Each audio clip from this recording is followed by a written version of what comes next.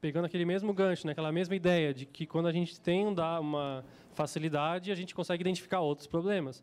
Então, aqui foi outro exemplo. A gente tem os dados, ok, estou chegando os dados, estou sendo alimentado com um monte de dados, tenho o gráfico todo mês lá sendo alimentado, porém agora surgiu outra dúvida, e a confiabilidade desse dado? Eu posso confiar nele? O dado ele está sendo analisado de forma adequada pelos laboratórios? É um dado consistente ou não é? Então, que é a famosa análise de QAQC dos dados de qualidade. Então, baseado nisso, a gente então desenvolveu um relatório então, de QAQC. Então, que é importante para quê? Né? Para saber justamente se há alguma inconsistência nos resultados analíticos e também para garantir se o resultado de qualidade está coerente com a realidade da minha área. Então, por exemplo, se eu pego aqui um gráfico de resultado de algum parâmetro específico, de algum ponto, aí eu vejo que tem duas áreas aí que tem um pico ali no início, em maio, e tem uma parte que está mais baixa aqui no final. Então, como é que eu posso saber se esse resultado ele é confiável ou não? Aparentemente, olhando o gráfico, eu diria, não parece ser que está fugindo muito da média. Mas pode ser que, por algum motivo, naquela data que foi feita a análise, ou naquele período ali, choveu muito ou choveu pouco, e realmente era assim, né? Então, como é que eu posso fazer essa análise da consistência desses dados, né? É para isso que tem aí o QAQC. E o QAQC são orientações ou diretrizes para avaliar justamente a qualidade de dados, desde a coleta do dado, da amostra, até a análise dos parâmetros. Aí existem diversas análises de QAQC, né? Então, tem a questão das condições adequadas de coleta, se foram seguidas ou não pelo laboratório. Análise de duplicata ou triplicata de campo, para fazer comparação entre duas amostras que deveriam ter o valor igual de parâmetros, ou muito próximos, né? O balanço iônico da minha amostra, relação das frações totais e dissolvidas, relação entre sólidos suspensos totais e turbidez, relação de sólidos totais dissolvidos e a condutividade elétrica, relação entre sólidos totais dissolvidos calculado e medido, relação entre DBO e DQO, faixas aceitáveis de pH e de temperatura, e tem muitas análises que podem ser feitas de QAQC, né? A gente pode ficar aqui uma tarde inteira falando do que pode ser feito de QAQC. Aí só dando alguns exemplos, então, duplicatas de campo, por exemplo, que são usadas para comparar aí duas amostras do mesmo ponto, coletadas em sequência, no mesmo local, né? Em sequência, e aí uma delas é encaminhada ao laboratório como uma amostra cega. Então, que o resultado deveria ser muito similar ou quase igual, né? Mas aí essas análises duplicadas servem justamente para ver se, às vezes, a máquina do laboratório está com alguma contaminação, que pode ter contaminado aí a minha amostra, e aí vai dar algum resultado discrepante, né? E essas amostras não são coletadas de modo sequencial, um logo em seguida do outro, né? Porque não adianta eu fazer a amostra desse ponto hoje e outra semana que vem, que já vai mudar totalmente a característica, né? Então, realmente é sequencial, vai em frasco separado, um deles vai como cego, para o laboratório não saber que é essa duplicidade, né? E aí é calculado o que a gente chama de RPD, que é a porcentagem Relative Percent Difference, que é a porcentagem diferencial relativa. E aí tem um valor que é aceitável disso aí. Então normalmente, o número de duplicata ele é definido entre 10% e 20% do número de amostras totais da minha campanha. Então, por exemplo, se eu tenho 20 coletas na minha campanha, vai ter 2 ali que eu vou fazer de duplicata. E o valor de RPD que geralmente é aceito é de mais ou menos 20%. Então, tem uma faixa que eu vou aceitar de diferença desses meus valores.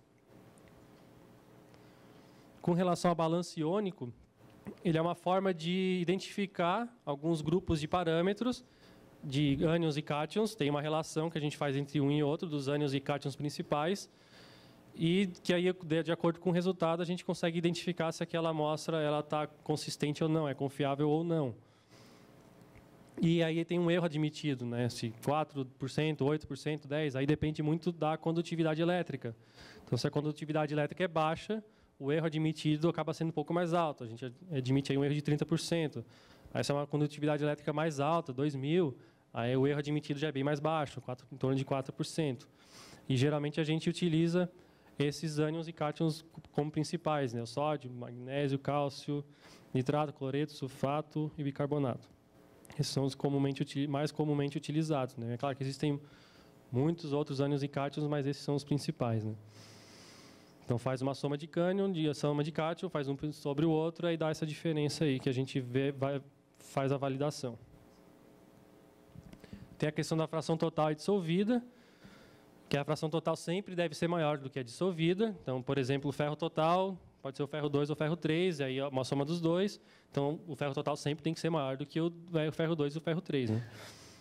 E aí a gente aceita, geralmente a literatura aceita, um pouco de variação. Né? Pode ser que, às vezes, ficou 10% mais alto dissolvido, mas isso, em função das incertezas analíticas, aceita aí uma faixa de 20% de erro. Tá?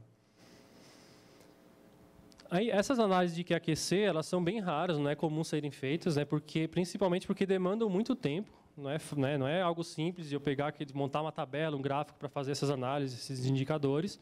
É algo que toma tempo e não é muito solicitado. Porém, ultimamente, os órgãos ambientais e órgãos públicos têm começado a cobrar essas análises de QAQC, cobrar a confiabilidade dos dados que a gente está fornecendo nos relatórios. Então, está começando a ser necessário fazer essas análises de QAQC.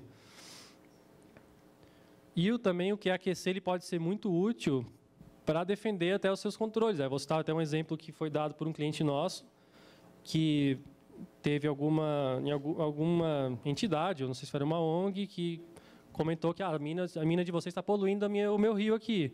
Eu fiz umas análises e deu poluição. Aí foi para a justiça e tal, só que aí o que pegou ali? Que o cara fez a pessoa lá que protestou fez as análises em um laboratório que não tinha acreditação. Então a amostra não era confiável. Aí no caso, esse cliente fazia as análises em laboratório confiável e as análises estavam diferentes, né? Não é que essa mina não tinha controle, tinha um controle, tinha um resultado diferente e como o resultado era feito em laboratório acreditado, aí, no caso, passou ao lado do cliente, dessa mina, né? Porque estava com dado confiável. Então, o dado que foi apresentado por essa ONG foi descartado. Então, serviu até como uma defesa, né, nesse caso aí, essa análise de QAQC. Que essa questão de acreditação de laboratório também entra como uma análise de QAQC, né? Saber se o meu laboratório tem condições de fazer as análises que eu estou contratando ou não. Então, pensando nessas análises, em automatizar esse tipo de análise, a gente então está finalizando o desenvolvimento aí de um relatório em Power BI de análise de QAQC, fazer uma análise mais rápida e automatizada. Eu vou mostrar para vocês aqui como que está esse relatório atualmente. Ele não está 100% pronto, mas já tem bastante coisa que dá para mostrar aqui para vocês. Agora é só achar o mouse aí. QAQC. Não é isso. Está aqui o QAQC.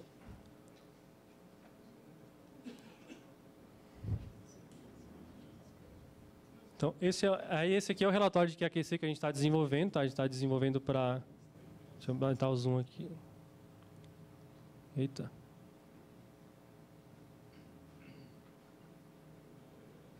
Espera aí, deixa eu passar para cá para...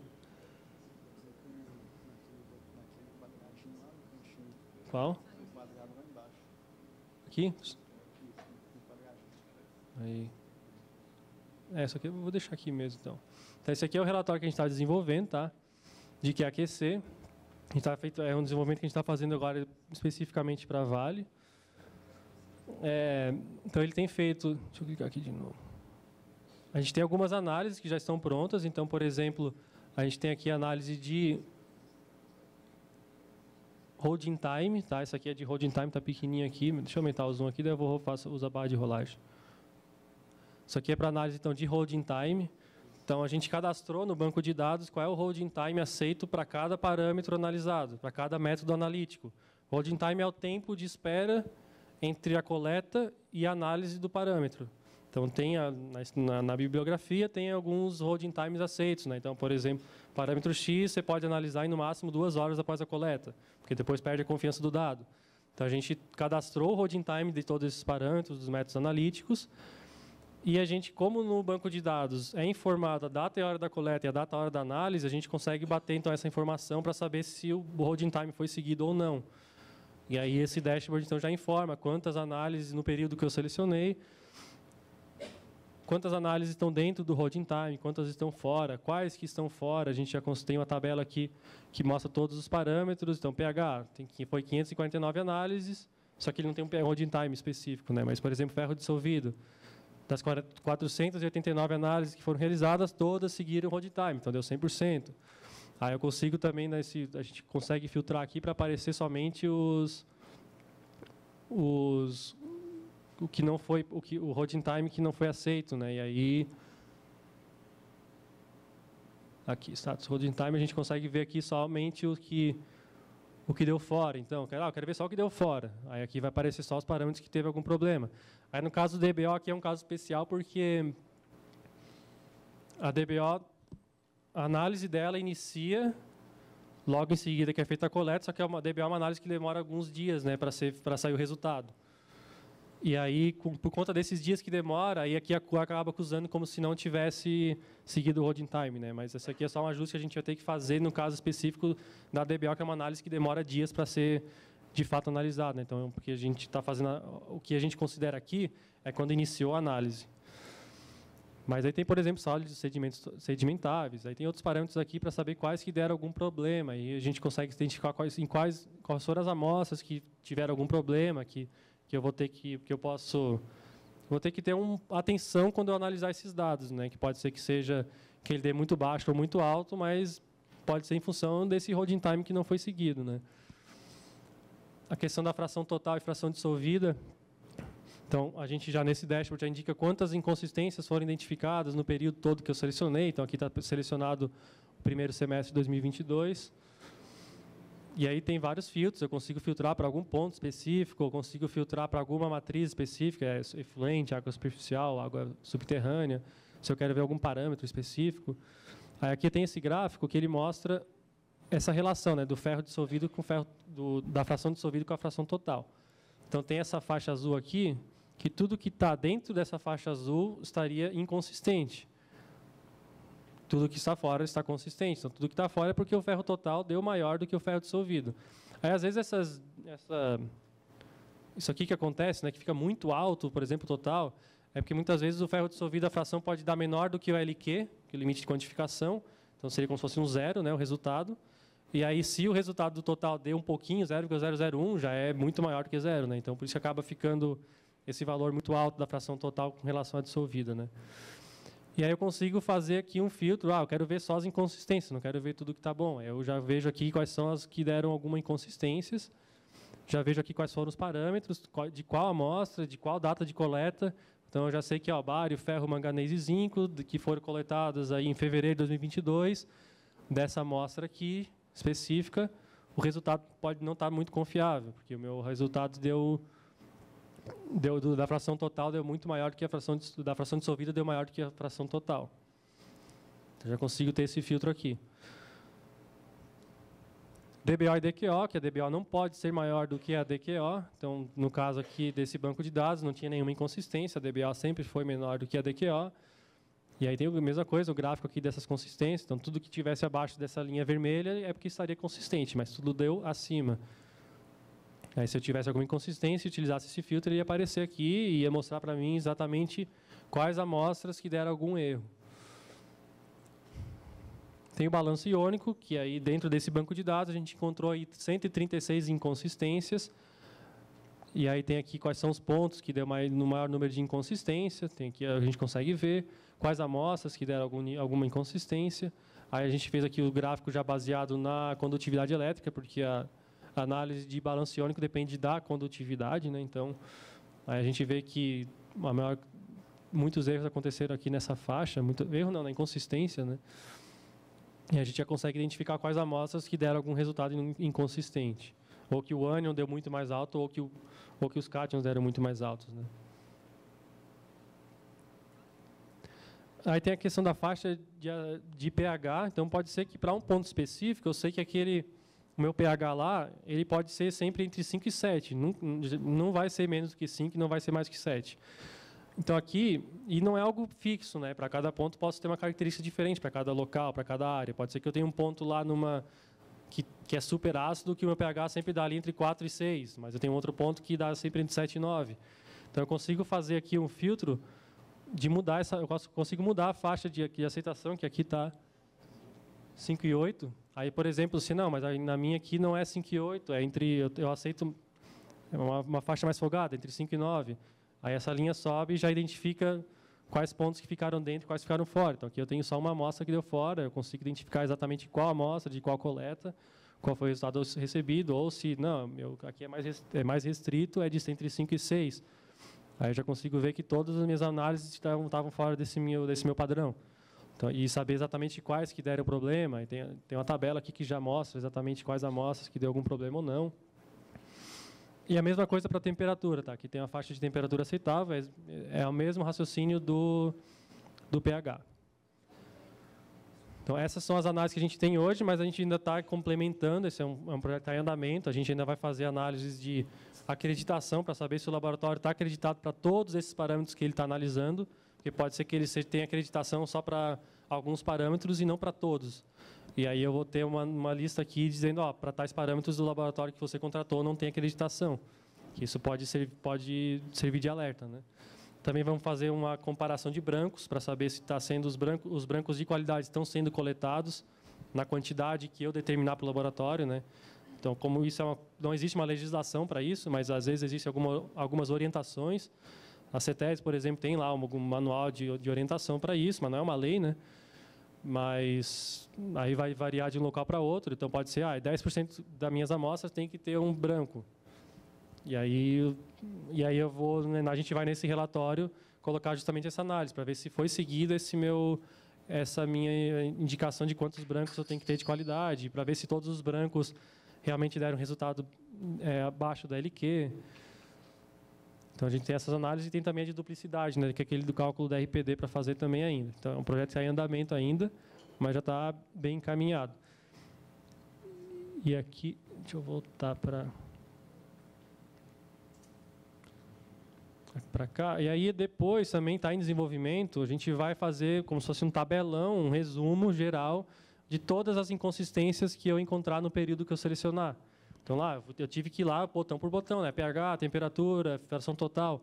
Aqui a gente vai fazer uma tabela que vai indicar exatamente quais inconsistências de todas as análises que eu estou fazendo. Então, aqui já vai dizer, deu inconsistência na fração total nessa amostra, deu consistência no pH nessa amostra. Aqui já vai ter toda essa lista de inconsistências, né? Porque daí deve ficar mais fácil depois de exportar e fazer uma análise em separado, se eu não quiser fazer aqui, né? Porque essas tabelas sempre eu consigo exportar do Power BI, né? Então, isso aqui que está em desenvolvimento ainda. Deixa eu voltar.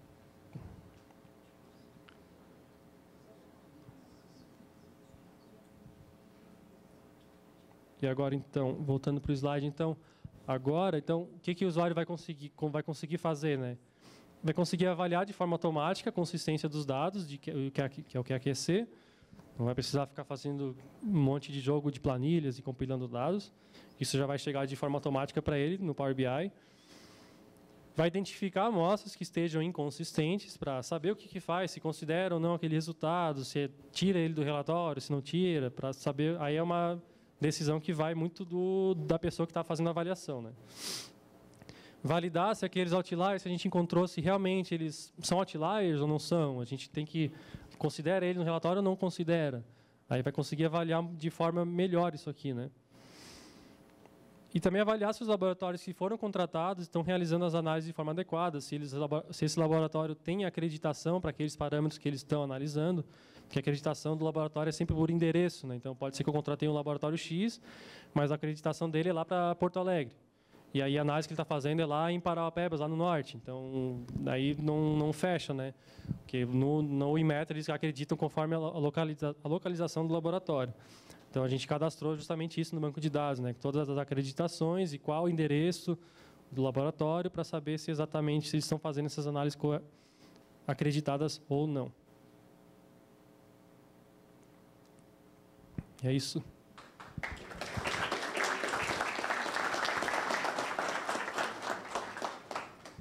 Obrigado, Cristian. Então, chamo o Carlos Amorim agora para fazer a apresentação da ferramenta de balanço hídrico, Visual Water Balance.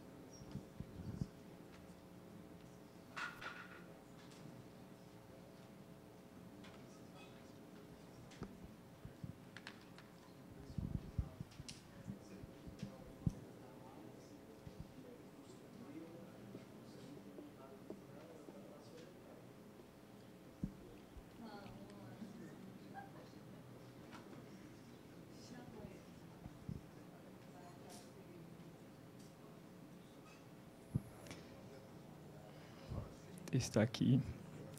Olá, bom dia. Enfim, vamos falar aqui da nossa ferramenta desenvolvida aqui pela WST. Na verdade, a gente vai apresentar aqui uma gestão facilitada do balanço hídrico, né, uma visão da WST como integrada do balanço hídrico, em que a gente acabou achando a necessidade aqui de desenvolver uma aplicação para que a gente consiga, enfim, aplicar aquilo que a gente tem como concepção de gerenciamento de dados integrados na mineração, né? Então, a ideia é sair dessa apresentação com um passo a passo de uma gestão facilitada, em que o novo software entra como uma ferramenta que veio a consolidar esse conceito, né? Então, passando aqui, sou Carlos Amorim, sou gerente de projetos e Product Manager de soluções para balanço hídrico da WST. Dentro da gestão facilitada, que a gente vai ver aqui, né, dos grandes benefícios que a gente já identificou, né, estimado até pelo gerente corporativo da Vale, Davi Soares, uma economia na ordem de 41 milhões por ano, com a aplicação dessa gestão facilitada do balanço hídrico, isso identificando contratações, a não necessidade mais de contratações especializadas para atualização do balanço hídrico, redução de folha de pagamentos, até multas evitáveis em função do controle muito mais assertivo aí do balanço hídrico, né? Um outro testemunho também de cliente, que não seria engraçado se não fosse verdade, é a questão de cliente relatando que se sentia realmente agiota, né, ao longo do mês, porque quem trabalha com gerenciamento de dados de balanço hídrico sabe que são dados interdepartamentais, então, correndo atrás de dados o mês todo para poder fechar o balanço hídrico, não chegando quando chega, dado inconsistente, dados escrito em papel, ilegível, volta para outro departamento. Então, essa gestão facilitada aí trouxe essa libertação aí da agiotagem na mineração, pelo menos para o balanço hídrico, né? Então, só para a gente ficar na mesma página, antes de a gente entrar na parte da solução, né, o que é o balanço hídrico operacional? O conceito básico é balanço de massa, o que entra tem que ser igual ao que sai, e a variação aí do armazenamento aí da operação, né? Então, uma das ferramentas aí para o balanço hídrico operacional é a definição de um fluxograma do circuito hídrico, onde a gente identifica as estruturas, né, tanto de captação, do que entra de água no processo, né, desde a identificação do circuito hídrico, os pontos de medição, para onde vai esse circuito hídrico, a parte de consumo, parte de disponibilização e até oportunidades aqui de reuso de água, né? Então, né, qual a importância, né? Uma das importâncias e dos benefícios aí do balanço hídrico seria, em termos gerencial, é uma possibilidade avaliar a nível de escala de produção, oportunidades de reuso de água, enfim, definir, estimar dimensionamento de estações de tratamento, como o Rafael falou, drenagem ácida de mina. Então, mitigar risco de água para o negócio, né? Assim, a partir do balanço hídrico, a gente consegue entender as demandas, consumos, e, enfim, conseguir fazer predições aí de variações de nível de água em reservatórios, para a gente poder fazer a gestão e a disponibilidade desse recurso.